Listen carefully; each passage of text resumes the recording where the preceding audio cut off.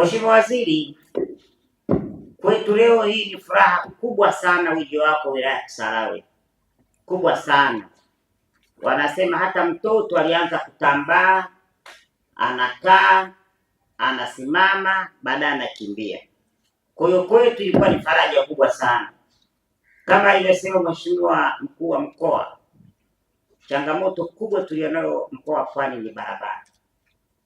Na mimi nikuhakikishia Mheshimiwa Waziri, kama Mheshimiwa Kunenge akijengewa barabara vizuri, tukaunganisha wilaya zote na kwenye viwanda, mapato ya mkoa wa Pwani hata Afrika Mashariki hawezi kufikia Mheshimiwa Kunenge.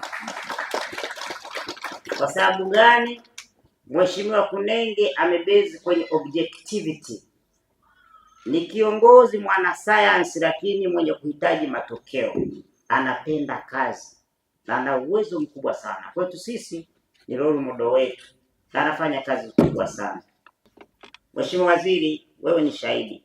Miongoni mwa vipaumbele vya Mheshimiwa Rais ni viwanda, na Mheshimiwa Mkuu wa Mkoa na sisi wasaidizi wake ameendelea kusimamia, lakini vile vile chama na wabunge, kila fursa ambayo inakuja wilaya ya Kisarawe, mkoa wa Pwani, Mheshimiwa Mkuu wa Mkoa ameendelea kutuelekeza kusimamia kuhakikisha kwamba wawekezaji wanafanya kazi katika mazingira rafiki na hali ya upendo.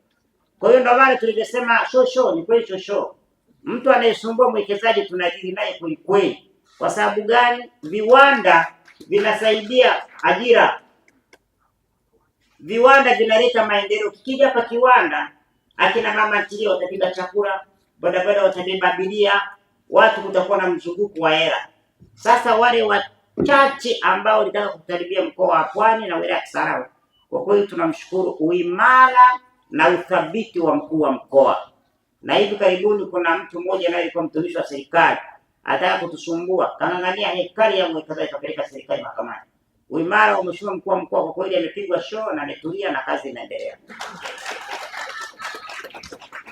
Kipekee kabisa napenda kumshukuru na kumpongeza Daktari Samia Suluhu Hassan, Rais wa awamu ya 6 wa Jamhuri ya Muungano wa Tanzania, kwa kazi kubwa sana na nzuri anayoifanya, kwani ameendelea kuwekeza mazingira bora, salama na uwekezaji nchini na kuifanya Tanzania kuwa vivutio vya uwekezaji.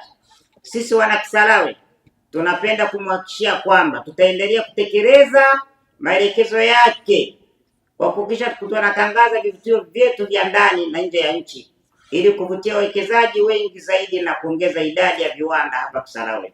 Aidha, tunamshukuru Mheshimiwa Rais kwa kuendelea kuleta fedha kwa ajili ya utekelezaji wa miradi mbalimbali ya maendeleo ndani ya wilaya yetu, lakini vile vile hata mkoa. Mheshimiwa Rais ameleta pesa nyingi sana.